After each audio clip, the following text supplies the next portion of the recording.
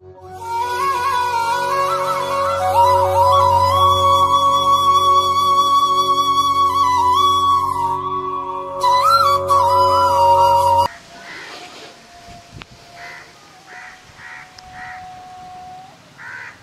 வழங்கும் அறிவோம் ஆலயம் நிகழ்ச்சிக்கு நேயர்கள் அனைவரையும் அன்புடன் வரவேற்கிறோம். இன்றைக்கி நம்ம எங்கே வந்திருக்கோம்னா, புதுவை நாவுக்குளத்தில் இருக்கக்கூடிய, அதாவது நம்ம புதுவை விமான நிலையத்திற்கு பின்புறம் அமைந்திருக்கக்கூடிய ஐயா கோயில் அப்படின்னு சொல்லுவாங்க. ஸ்ரீ ராஜகோபால சித்தர் அப்படின்னு சொல்லக்கூடிய ஒரு மகா யோகியினுடைய ஜீவ சமாதி ஆலயத்திற்கு நம்ம இப்போ வந்திருக்கோம். என்ன புண்ணியம் செய்தனை நெஞ்சமே, இருங்கடல் வையத்து முன்னம் நீ புரி நல்வினை பயனிடை முழுமணி தரளங்கள் மண்ணு காவிரி சூழ் திருவலம் ஜூழி வாணனை வாயார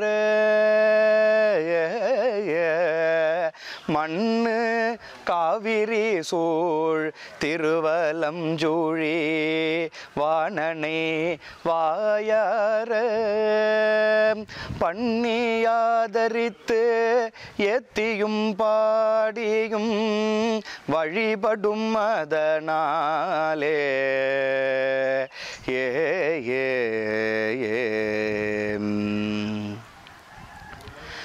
அதாவது நாம் எந்த அளவில் புண்ணியம் செய்திருக்கிறோமோ அதை பொறுத்து தான் நம்முடைய வாழ்க்கையினுடைய தரம் அமையும் அப்படின்னு சொல்லுவாங்க.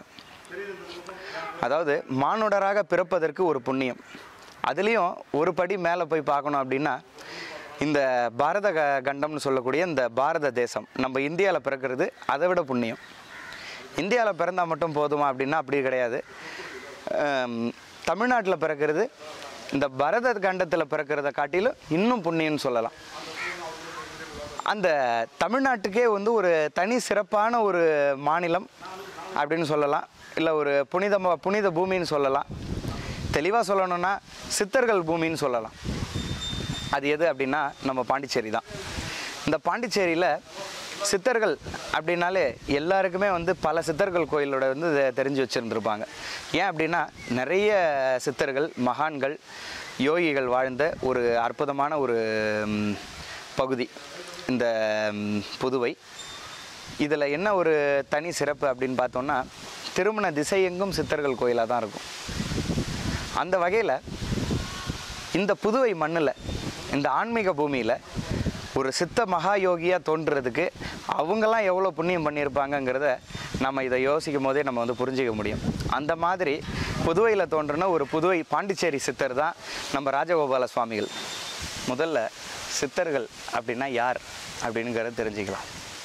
ஒரு 8 விதமான சித்திகளை கைவரப்பெற்றவர்கள் தான் சித்தர்கள். அந்த 8 சித்திகள் என்ன அப்படின்னா அஷ்டமா சித்தி அப்படின்னு சொல்லுவாங்க.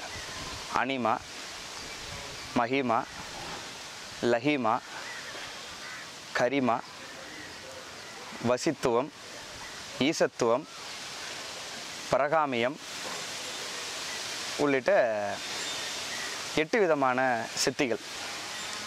இந்த 8 விதமான சித்திகள் மூலமாக தான் இந்த சித்தர்கள் இந்த உலகத்தை ஆட்சி செய்திருக்காங்க. அது எப்படி அப்படின்னு பார்த்தீங்கன்னா, உதாரணத்துக்கு அணுவை விட சிறியதாக ஆகிடுறது, இல்லைன்னா அப்பாலுக்கு அப்பாலைன்னு சொல்லக்கூடிய இந்த ஒரு உலகத்தின் அளவிற்கோ அல்லது அண்டங்கள் அளவுக்கு பறந்து விரியக்கூடிய தன்மை, அல்லது ஒரு காற்றை விட லேசாக மாறிடுறது, அப்படியும் இல்லைன்னா கண்களுக்கே தெரியாமல் மறைஞ்சு போயிடுறது. இதையும் கடந்து மேலே போய் பார்த்தோன்னா பிரம்மா, விஷ்ணு உள்ளிட்ட தேவர்களை தன்னோட ஆணைக்கு இணங்க ஆட்டி படைக்கிறது. இந்த மாதிரியாக ஒரு 8 விதமான சித்திகள். அதில் கூடு விட்டு கூடு பாய்தல், ரசவாதம், வசியம், இந்த மாதிரியான விஷயங்களும் நடக்கும். இப்படி இருக்கக்கூடிய பல அரிய சித்துக்களை கைவரப்பெற்றவர்கள் தான் சித்தர்கள். இதை கைவர பெறணும்னா மணி மந்திர ஔஷதம் அப்படின்னு சொல்லுவாங்க. மணி மந்திரம் ஔஷதம் அப்படின்னா முதல்ல மூலிகைகளை உட்கொண்டு இந்த உடலை வளமாக்கி உடலை அழியா தன்மைக்கு கொண்டு போகிறது. அதுக்கடுத்தது மந்திரங்களை ஜபிச்சு நம்முடைய தவ வலிமையும் தவ ஆற்றலையும் பெருக்கி அதன் மூலமாக சித்திகளை அடைவது. அதே மாதிரி இன்னொரு முறை இருக்குது, யோக முறை. யோகத்தின் மூலமாக குண்டலினி எனும் பேராற்றலை எழுப்பி நம் உடம்பில் இருக்கக்கூடிய ஆதாரங்களாக இருக்கக்கூடிய 6 ஆதாரங்கள்னு சொல்லுவாங்க. மூலாதாரம், சுவாதிஷ்டானம், மணிப்புரம், அநாகதம், விசுத்தி ஆகிய இந்த ஆதாரங்களை சரிவர இயங்கச் செய்து அதன் மூலமாக ஞானத்தை பெறுதல். இந்த 3 வழிகளால் மட்டும்தான் சித்திகளை அடைய முடியும் அப்படின்னு சொல்லிட்டு நம்முடைய பழங்கால நூல்களும் நம்முடைய சமய சாத்திரங்களும், இன்னும் சொல்லணும்னா திருமூலர் எழுதிய திருமந்திரம் உள்ளிட்ட அற்புதமான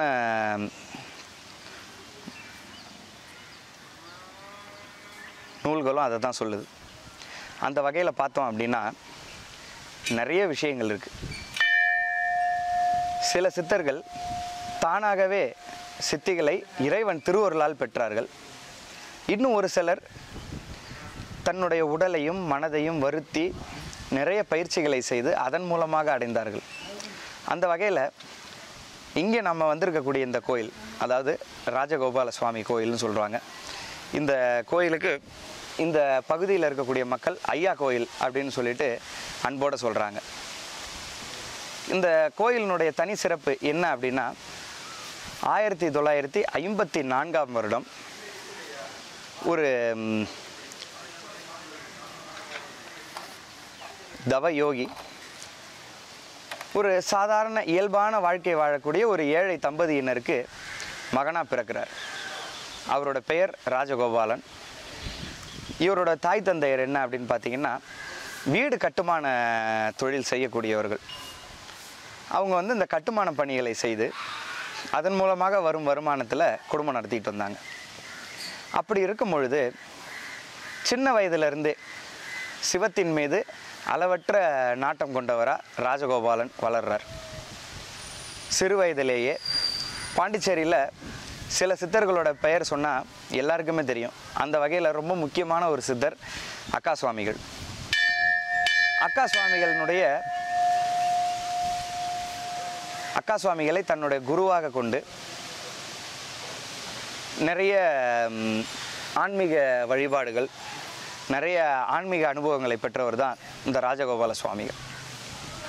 தனக்கு ஒரு 9 வயது இருக்கும் பொழுது வீட்டை விட்டு வெளியேறி அவர் அப்படியே வீதி வீதியாக திரிந்து கடைசியில் ஒரு கட்டத்தில் குறவரின மக்கள் வசிக்கக்கூடிய ஒரு பகுதிக்கு போகிறாரு.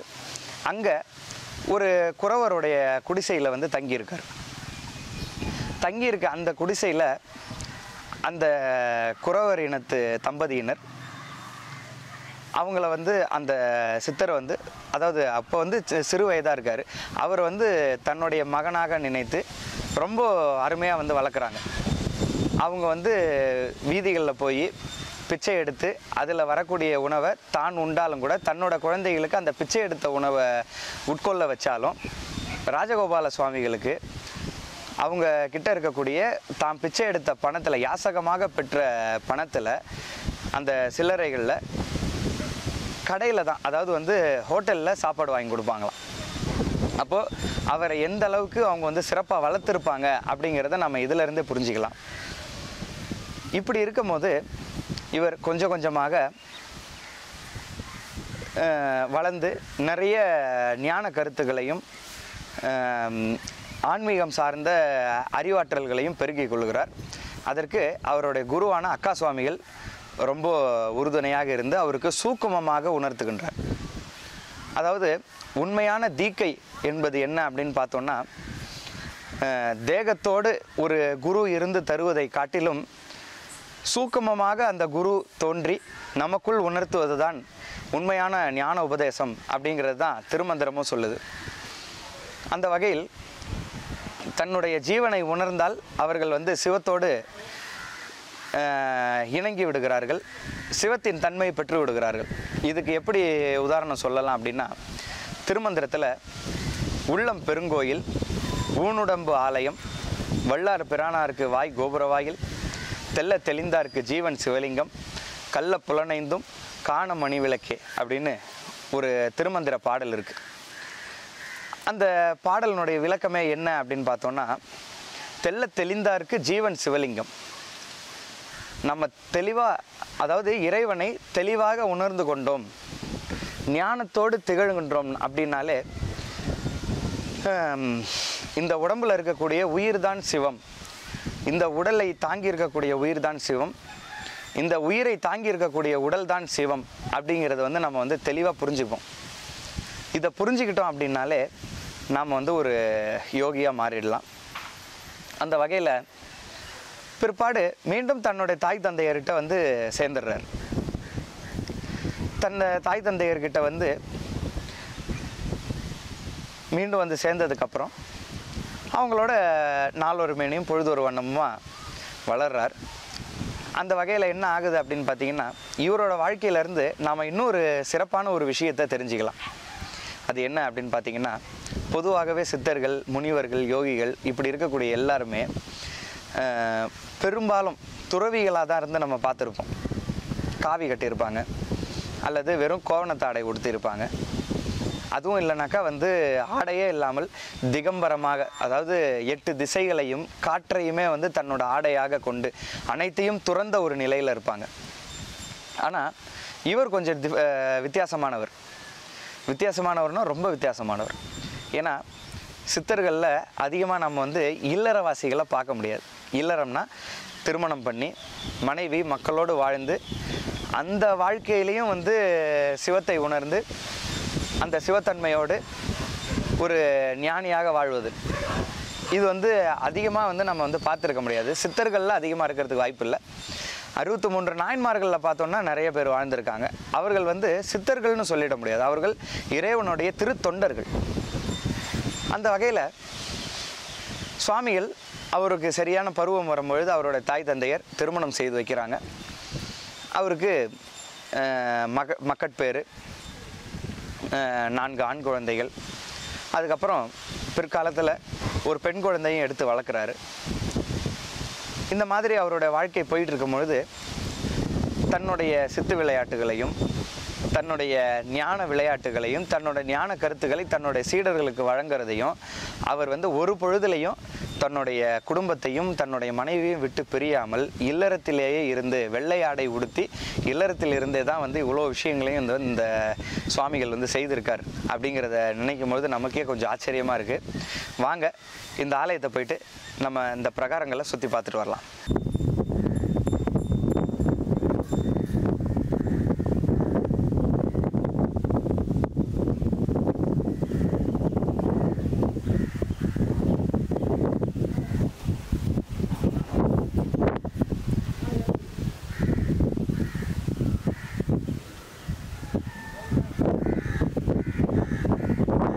இந்த கோயிலில் பார்த்தீங்கன்னா சிறிய கோயில் தான், சுவாமிகளுடைய ஜீவசமாதி மட்டும்தான் இருக்குது. அதை சுற்றிலும் பார்த்திங்கன்னா முழுக்க இயற்கை.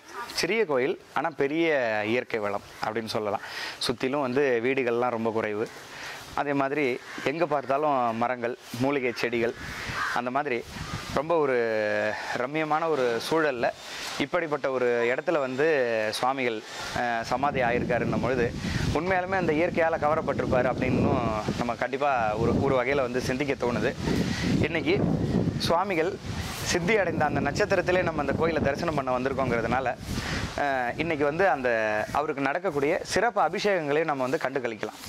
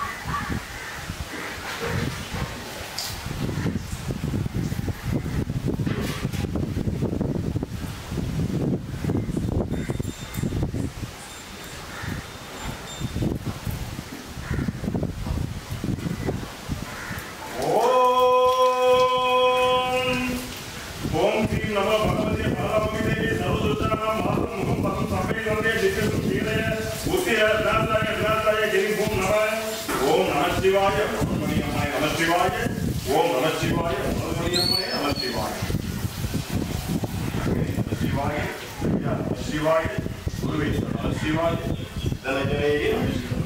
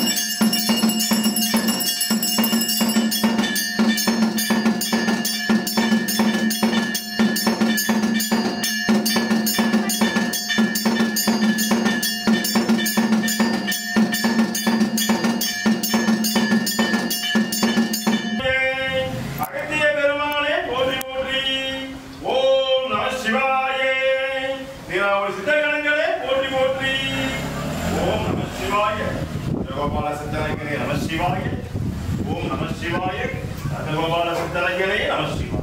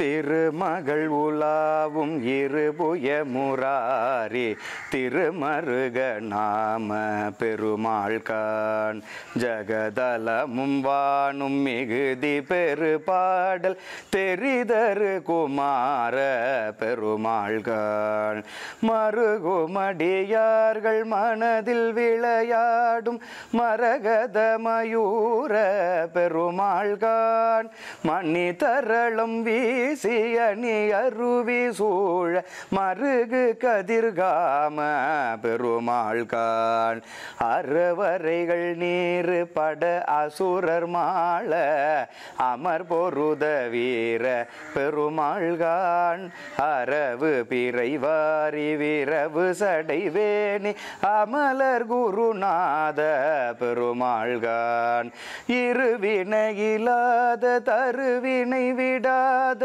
இமயவர் குலேச பெருமாள்கான் இலகு சிலை வேடர் கொடியின் அதிபார இருதன வினோத பெருமாளே. இன்றைய தினம் புதுவையினுடைய ஒரு தனி சிறப்புமிக்க ஒரு அற்புதமான ஒரு சித்தர் ஆலயத்தை தரிசனம் செஞ்சோம். மீண்டும் ஒரு அற்புதமான தனித்துவம் நிறைந்த ஒரு ஆலயத்தோடு மீண்டும் உங்களை சந்திக்கிறோம். அதுவரையில் இணைந்திருங்கள். மெர்க்குரிக்காக ஒளிப்பதிவாளர் செந்திலுடன் துஷந்த்.